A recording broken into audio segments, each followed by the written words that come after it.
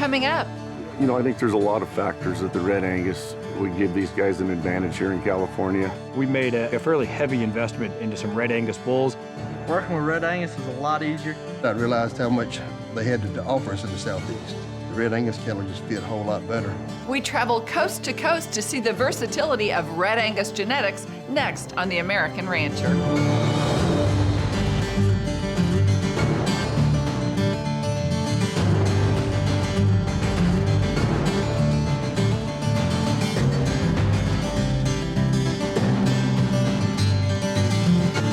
Hello and welcome to The American Rancher. I'm Pam Minnick.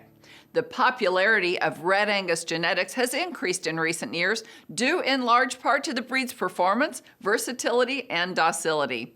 On today's program, we visit the Hearst Ranch in California, home of the world-famous Hearst Castle. But the first stop on our Red Angus coast-to-coast tour is Edgefield, South Carolina, where David Miller and his family have been integrating Red Angus genetics into their herd for several years. I've been in agriculture my whole life. I grew up in cattle business, dairy farming, beef cattle, row crops, hay. Been on my own for 12 years. And the son, JD, he's 15, he goes to Delaware, which is the South Carolina Government School of Agriculture. And my wife, she's a manager at Chick-fil-A. In 2003, I had a friend of mine ask me about going in with him on a Red Angus donor, and that was when I got my start with Red Angus. After that, I realized how much they had to offer us in the Southeast. Moderate, docile, the disposition's a whole lot better. They're more heat tolerant. Flies don't bother them near as bad as they do the black cattle. I'm a veterinarian that practices in 7-county area in western South Carolina. I do herd health consultations and provide ultrasound pregnancy diagnosis, frozen embryo transfer, pelvic measurements, tract scores, so forth. At Riley Farms, which consists of my brother and my nephew, docility to me, the older I get, the more I love docile cows. Real fractious cattle are hard to work. I believe they are less fertile because of all the hormones and cortisone and everything, epinephrine is going on while you're handling them, and calmer cattle just work better and conceive better.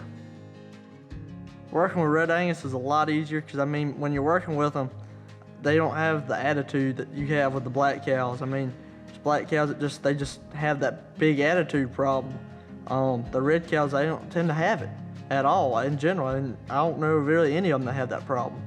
With today's crisis with trying to get employees, the Red Angus cattle just fit a whole lot better.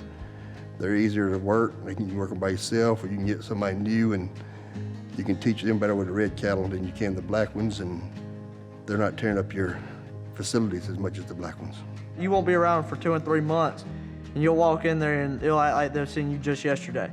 They act like that, I mean, only because, I mean, I guess the stress levels on them are that much slower. The black cows, they turn real high-headed when they get in a pen. The red cows, they have a smaller flight zone. I mean, they're just not as jumpy. They deal with people a lot better. If I had a neighbor considering, I'd probably go out there and show them the black cows first, and then show them the red cows and show them just the attitude difference. Because, I mean, if he's a smaller producer, he's gonna be out there a lot more than a larger producer. And I mean, if he has a family or something, it's a lot safer on his family by the way the cows are just gonna act. So he's gonna wanna bring his kids through there and teach them how to work cows and stuff, and it's just an easier way to teach them. I still haven't given any black cows, but I want to get them all weaned out where it's strictly red-headed cattle. We got the heat, the humidity, you know, dry summers a lot of times that we go several weeks without rain, and the Red Angus in the Southeast handled the drought we had a lot better. If we were dry, they wasn't sitting in the shade. They was out trying to graze. You know, in the heat of the day, they'll stay out there later than the black cows, and they're out there earlier than the black cows grazing. If we can keep the body core temperature down lower, our production should be higher, fertility should be greater. Red cattle seem to maintain their body condition better. They come through the summer, and they're usually fat in the summer. They get a little more weight on them than the black cattle do, and they just take the heat better, and so that's helped them out in this fall when we've been so dry. I don't supplement them with any feed, they just hay and baleage. We had rain, decent amount of rain this summer. It come in spells. We'd have 2 or 3 weeks of really wet weather, and then we might go 6 weeks with no rain, and before we get any rain again. The cows did very well. Making hay was a little bit scarce at times. Where we live at, there's no irrigation. There's the water 800 to 1,000 feet deep, and you might get 5 gallons a minute, so you're not gonna put a deep well in, put it in a pivot out here where we live. Everything with growing grass in the summertime can be challenging. We got about 250 acres of hay field, so that can get us by. I market my cow mostly through private trading, and I let the cows sell themselves. I can't talk you into them. If I talk you into them, you ain't gonna like them anyway. So if you look at the cows and see them in the working clothes, you're gonna appreciate them more. We have been in the FCCP program, putting the Red Angus feeder calf tags in the calves. They know the calves are going to be a little bit better only because of what they're coming from. They know they're Red Angus sired, or they have some kind of Red Angus gene in them. They're going to be easier going, easier dealing with. A buyer's going to look at that as being more money in their pocket because that's less stress on that animal. Up next, This is 83,000 acres on California's central coast. It's most famous for Hearst Castle, which William Randolph Hearst started construction on in 1919. It's been a working cattle ranch more than 150 years. we'll visit the Hearst Ranch as our Red Angus coast-to-coast tour continues here on The American Rancher.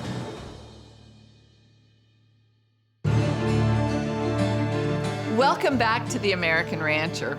Along the West Coast in San Simeon, California, the world-famous Hearst Castle, built by William Randolph Hearst in the early 20th century, overlooks a vast and rugged landscape where the Hearst family runs cattle. With all the breed choices available to them, the family recently began making the switch to Red Angus genetics.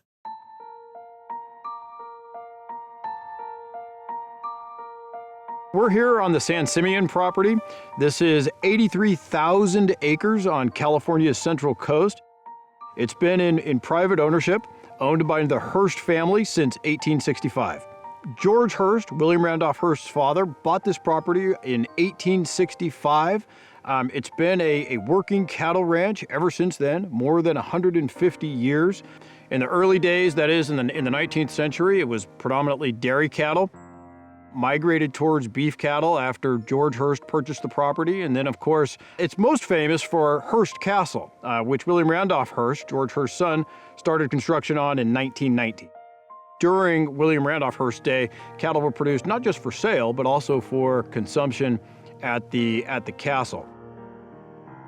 Most of the property is pretty steep, pretty brushy. In fact, if we looked at it from a grazing suitability standpoint, only about 35–40% of the property is even grazable due to slope and vegetative cover and that kind of thing. And so it's a difficult place to run a cow for sure. A couple of decades ago, about the time that consumer interest in specialty proteins really started to increase, we started finishing our own cattle entirely on grass.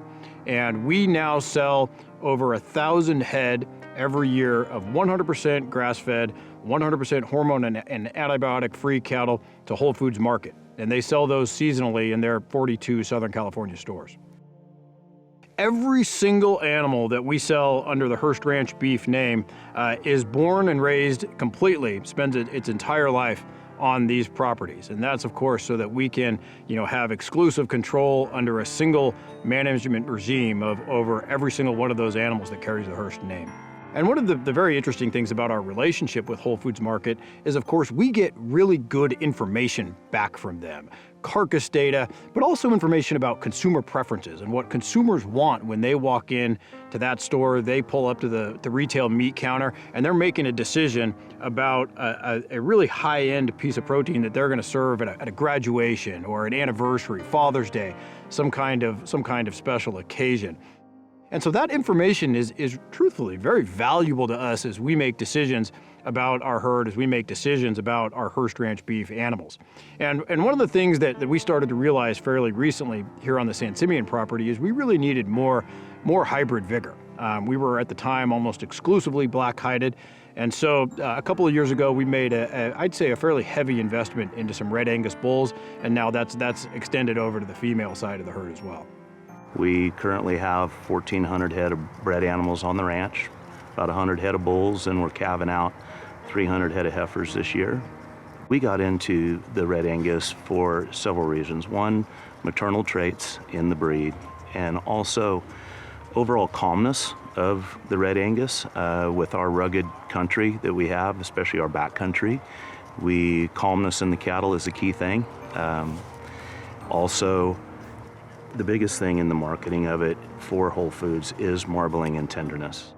Our principal reason for looking at Red Angus is, we want to improve or maintain the high quality of that piece of meat. And the traits that we're looking for in Red Angus are, really that intermuscular fat, seeing that marbling at the end of that animal's life, and also maternal traits. I mean, this is, again, a steep, brushy piece of country in which, that cow, when we put her in the back country, may not see a human horseback or in a pickup or otherwise for weeks on end.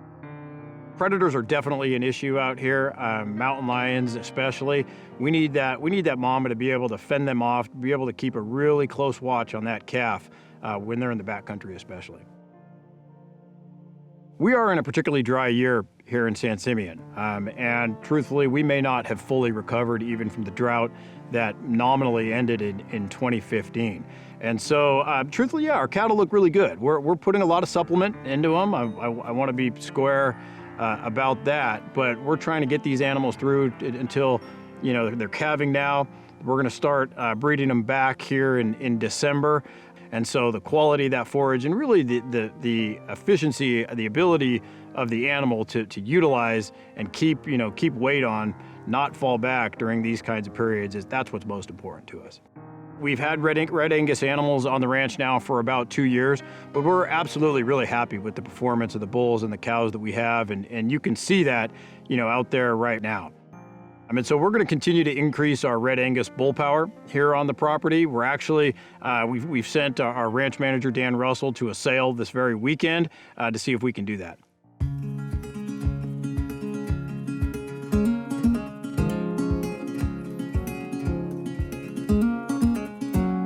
This is our 27th annual Cattlemen's Select Bull Sale. We'll sell probably about 105 purebred breeding bulls. Today we're here to purchase some more Red Angus bulls. Hopefully we're going to get some low birth weight bulls for our heifers. If we can't, then we're going to definitely buy some Red Angus for our cows also, but primary goal is to buy some calving ease bulls. Oh, Dan and I are longtime friends. We grew up together. Dan actually, when he took over there at the Hearst Ranch, they started changing the program a little bit, and he had done a lot of research on the Red Angus breed, and it just kind of happened that I was going that way, and then he was, through his research and what he thought would work for their program, he thought that he certainly wanted to go that direction, and the fact that we've been friends for a long time, it really worked good that I was able to have, some of the right products that he needed. I think there's a lot of factors that the Red Angus would give these guys an advantage here in California. One, I think some people just like red. Two, I think they'd be a little more heat resistant.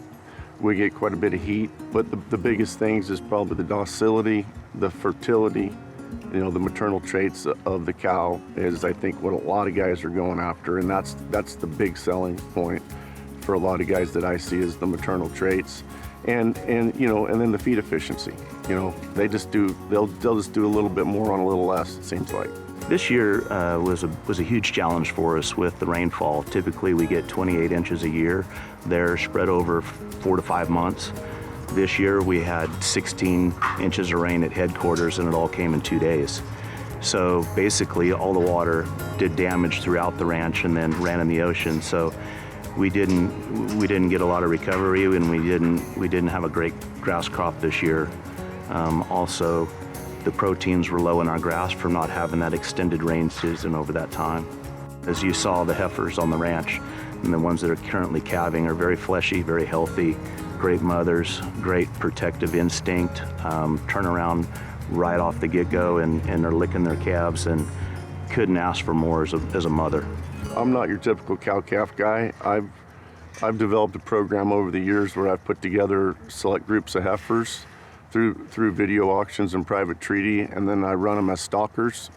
And then at the yearling time during the spring, I'll sort the top end out of them. I'll carry those over through the summer and acclimate them, give them, obviously all their pertinent vaccinations, along with the foothill vaccination, which is a real common problem in our area, so that's a key ingredient. But I'll take those heifers on up to, through the yearling process into the winter, and then breed them for fall calvers, and then sell them in the spring and summer at select auctions.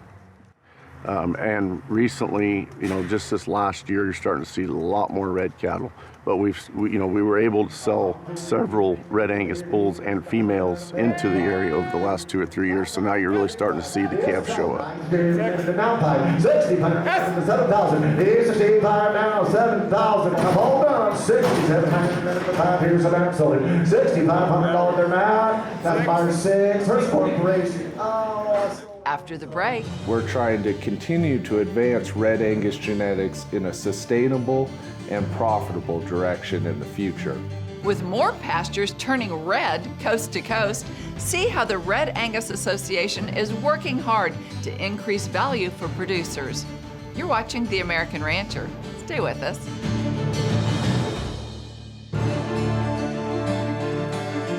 Welcome back to The American Rancher. The Red Angus Association of America works hard to keep the marketability of Red Angus cattle going strong. One of the most important services is the feeder calf certification program. Along with superior Red Angus females and high-performing Red Angus genetics, the FCCP Dangle Tag program continues to bring consistent premiums for Red Angus cow-calf operators. The Red Angus Association of America has a long-standing tradition of not only servicing our members, but also our commercial cattlemen using Red Angus genetics. The Red Angus marketing team continues to develop programs designed to add value to Red Angus calves. We offer the industry's most experienced age, source, and genetic verification program, better known as the Red Angus Yellow Tag. More cattlemen are utilizing the FCCP tag than ever before to garner Red Angus premiums. This past fiscal year, the program enrolled over 214,000 head. This growth is not surprising, considering the tremendous return on investment that producers are experiencing with this third-party, no enrollment fee program. Research has shown that FCCP tag calves garner a $2.98 premium per hundredweight compared to non-tagged Red Angus influenced calves. This equates to a $1,430 difference on a potload of 6-weight FCCP tag calves compared to a potload of non-tagged Red Angus calves. With premiums like this, commercial producers should waste no time enrolling in the program. To enroll, call the Red Angus office and complete a short supplier enrollment question and answer session over the phone to verify that you qualify for the program. Once qualified, tags are shipped directly to the producer where the calves are tagged prior to them leaving the ranch of origin. We have the option of either a 99-cent dangle tag, a $2 EID only, or a $3 dangle EID combination set.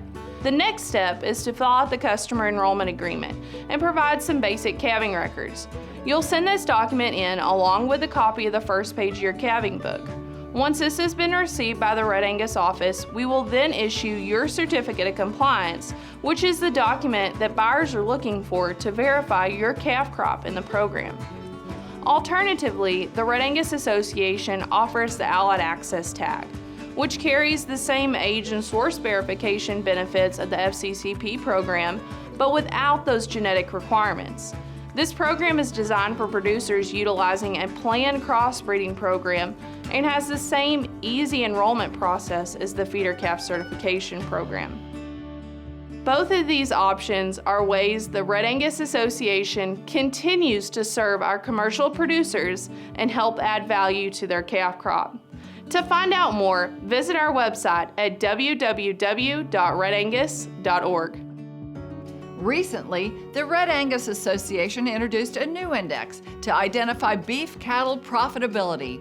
The Pro-S Index gives producers the information they need to make cattle management decisions for profitability and better sustainability. The Profitability and Sustainability Index, released by the Red Angus Association of America, covers traits from conception through harvest.